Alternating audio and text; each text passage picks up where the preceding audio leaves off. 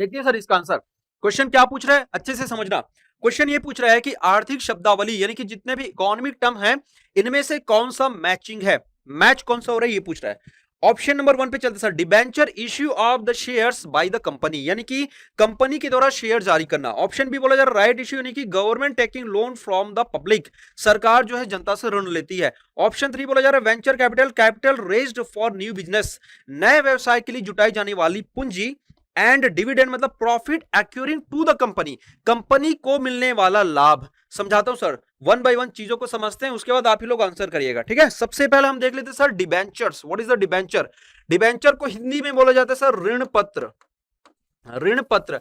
अब जब share market की जब हम बातें करते हैं तो वहां पे जितने भी इन्वेस्टर्स होते हैं, समझना शेयर मार्केट आप सभी को पता है सर, शेयर मार्केट वो होता है जहां पर कोई एक कंपनी रहती है, अपने शेयर लोगों को यानी पब्लिक को बेचती है, बोलते हैं कि भैया आइए और आप हमारी कंपनी पे इन्वेस्टमेंट करिए या फिर लगाइए। क्योंकि इसमें क्या होगा सर, शेयर मार्केट का सबसे बड़ा फंडा ये होता है, शेयर मार्केट में जब आप अपना पैसा लगाते हो, सपोज सर आपको 1% का भी शेयर मिल रहा है, मतलब 1% के आप कंपनी के मालिक हो जाते हो। 1% शेयर भी यदि आप अपना लगा रहे हो तो 1% के कंपनी के मालिक होते हो। और यदि एक यहां कंपनी अगर ग्रोथ करती है तो टोटल ग्रोथ का 1% सर आपके हिस्से में ऐड होगा, और कंपनी अगर लॉस में जाती है तो टोटल लॉस का 1% आपके हिस्से से काटा जाएगा। आई बात समझ में? यदि सर आप 10% के शेयर होल्डर हो तो यदि कंपनी ग्रोथ करती है तो 10% का फायदा होगा, और यदि कंपनी नुकसान में जाती है तो 10% का आपको नुकसान होगा। लेकिन डिबेंचर वो लोग होते हैं सर जो सिर्फ और सिर्फ कंपनी को उधार देने के लिए होते हैं। नहीं आ रहा समझ में? समझाता हूं। ये लोग वो लोग होते हैं जब किसी कंपनी को पैसे की नीड होती है और आपको बोला जाता है कि देखो यार मैं रिस्क नहीं ले सकता है ना, हाँ लेकिन तुमको हेल्प जरूर कर सकता हूं। तो ये जो कंपनी रहती है ना बेटा, कंपनी डिबेंचर पत्र जारी करती है, जिसको ऋण पत्र या फिर बॉन्ड पेपर बोलते हैं, वो जारी करेगी और बोलेगी कि भैया आप लोग मेरे को हेल्प करिए। तो जितने भी डिबेंचर लोग हैं उस पर अपना पैसा लगाएंगे और इनको रिटर्न में सर एक फिक्स्ड अमाउंट मिलेगा। याद रखना, जैसे कि बैंकों में क्या होता है, जब आप अपना पैसा जमा करते हो तो एक समय के बाद बैंक भले डूब जाए कुछ भी हो जाए लेकिन बैंक को आपका पैसा देना ही पड़ेगा। सेम डिवेंचर के केस में क्या होता है ना, वो कंपनी भले डूब जाए, प्रॉफिट में हो लॉस में हो डजंट मैटर, लेकिन यदि आप डिवेंचर, आप वहां पर डिवेंचर इन्वेस्टर है, यानी कि आपने एज अ डिवेंचर वहां पर इन्वेस्ट किया है, तो सर आपको उतना फिक्स्ड अमाउंट देना ही पड़ेगा। वो अमाउंट लोग तय करेंगे, सपोज 5% 10% जितना भी है, जितना आपने लगाया है। अब अगर यदि कंपनी सपोज सर एकदम 100% ग्रोथ रेट हासिल कर लेती, मतलब यदि 1000 करोड़ की कंपनी एकदम देखते देखते 1 लाख करोड़ की बन जाती है, तब आप क्लेम नहीं कर पाओगे कि भाई मैंने 10% लगाया था मेरे को ज्यादा दो। आप जितना उन्होंने बोला है उतना ही देना पड़ेगा। डिबेंचर का ये कहानी होता है। आई बात समझ में? यानी कि इन्वेस्टर्स और डिबेंचर में सीधा सीधा, यानी कि शेयर होल्डर्स और डिबेंचर में इतना अंतर होता है, शेयर होल्डर कंपनी का फायदा होगा तो तुम्हारा भी फायदा होगा, कंपनी का नुकसान होगा तो तुम्हारा भी नुकसान होगा शेयर होल्डर में। डिबेंचर में क्या होता है, कंपनी का फायदा हो चाहे नुकसान हो, सर आपका हमेशा फायदा होगा। फायदा मतलब आपको हमेशा पैसा रिटर्न दिया जाएगा। तो ऑप्शन सही हुआ क्या? Issue share by the company. ये मतलब ये क्या कर रहा है कि कंपनी अपने शेयर जारी कर रहा है? नहीं, कंपनी शेयर जारी नहीं कर रहा है सर, कंपनी तो आपसे पैसे खींच रही है। डेप्ट मतलब यहीं से होता है ना, डेट मतलब क्या होता है सर, उधारी ले रही है। तो कंपनी शेयर जारी नहीं कर रही है, कंपनी आपसे उधारी लेना चाहती है। तो सर ये जो ऑप्शन है ये हो जाएगा कट। ऑप्शन बी पे चलते हैं, राइट इश्यूज, सरकार द्वारा जनता को ऋण लेना, ये नहीं होता। समझते सर, शेयर मार्केट में जब भी कोई कंपनी आती है, सबसे पहली बार जब वो शेयर लगाने के लिए बोलती है लोगों से, तब हम उसको जानते हैं सर आईपीओ के नाम से। याद रखना क्या बोलते हैं उसको, आईपीओ, यानी कि इनिशियल पब्लिक ऑफरिंग।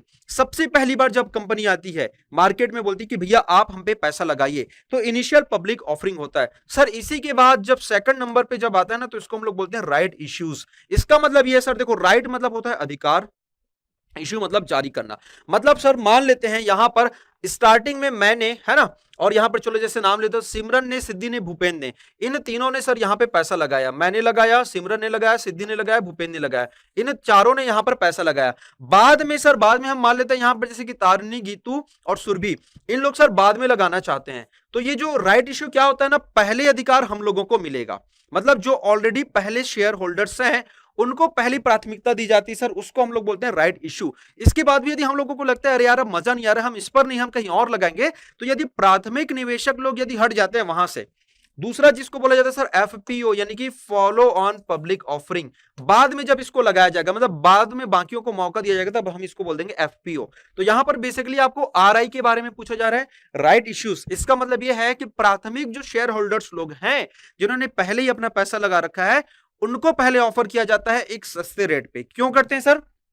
कंपनी और ग्रोथ करना चाहती है, तो पहले जो ऑफर किया जाता है स्टार्टिंग शेयर होल्डर्स लोगों को, उसी को बोला जाता है राइट इश्यूज। तो सर यहां पे सरकार जनता द्वारा ऋण ले रही, ये भी गलत है, ये भी गलत है। नंबर 3 की हम बातें करते हैं सर वेंचर कैपिटल। अब आपने सुना होगा वेंचर से एडवेंचर याद रखना। एडवेंचर कब करते हैं हम? जब किसी चीज को हमको एकदम मतलब नए रूप में करना होता है, यानी कि एकदम हम लोग तड़क भड़क करते हैं। तो सर कंपनी को जब भी नया बिजनेस स्टार्ट करना होता है, ये एकदम सही है, याद रखना, this is absolutely correct, this is absolutely correct. जब कंपनी को नया बिजनेस स्टार्ट करना होता है, तो वो जो अपना पूंजी लगाती है सर, उसी को हम लोग बोलते हैं वेंचर कैपिटल। तो ये वाला ऑप्शन एकदम सही है। नाउ डिविडेंड सर, लाभांश की हम बातें कर रहे हैं। Profit accruing to the company, ये टू द कंपनी नहीं होता, टू द शेयर होल्डर्स होता है। नहीं समझ आया? समझाता हूं सर। देखो क्या होगा, जैसे स्टार्टिंग में मैंने बताया, सपोज सर आपने 100 रुपीज लगाया, चलो रुपीस में नहीं, हम परसेंटेज की हम बातें करते हैं। सर सपोज आपने अपने जितने भी वो शेयर कंपनी है उसका 10% आप लगा रहे हो, बोलता कि 10% मेरा शेयर यहां पे रहने वाला है। यदि वो कंपनी जो है, सर सपोज मैं मान लेता हूं यहां पर सिमरन का 10% है, सिद्धि का 5% है, ओके।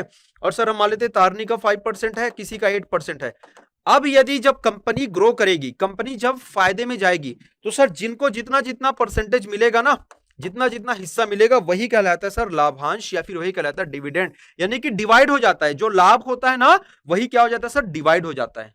वही क्या हो जाता है? डिवाइड हो जाता है। तो इसको हम लोग बोलते हैं सर डिविडेंड। तो कंपनी को थोड़ी फायदा हो रहा है, फायदा किसको हो रहा है? फायदा पब्लिक को हो रहा है, यानी इनके जो शेयर होल्डर्स लोग हैं उनको फायदा हो रहा है। तो ये डिविडेंड होता है, कंपनी को नहीं होता। फायदा किसको? हाँ नो डाउट ओवरऑल फायदा ठीक है कंपनियों को होगा, बट पर्टिकुलरली जो वर्ड यूज किया जाता है डिविडेंड, यानी कि डिवाइड किया जा रहा है, वो होता है सर इनके शेयर होल्डर्स को। तो ये चीजें समझ आया? यस और नो? एक बार समझ आया तो बेहतरीन टाइप से बढ़िया सा दिल बना देना, यस सर मजा आया, समझ आया, और शेयर जरूर कर देना, लाइक जरूर कर देना, चैनल को सब्सक्राइब जरूर कर देना।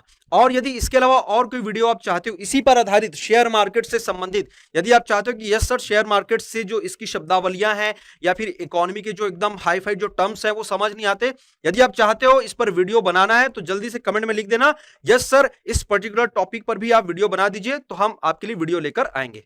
ठीक है गाइस, चलिए आगे बढ़ते हैं फिर नेक्स्ट। तो इसका आंसर हो जाएगा sir, the correct answer is venture capital, यानी कि ये हो जाएगा ऑप्शन नंबर सी। ठीक है ना? ओके नेक्स्ट है सर, आगे बढ़ते हैं क्वेश्चन नंबर 20 की ओर हम बातें करते हैं। Question number 20,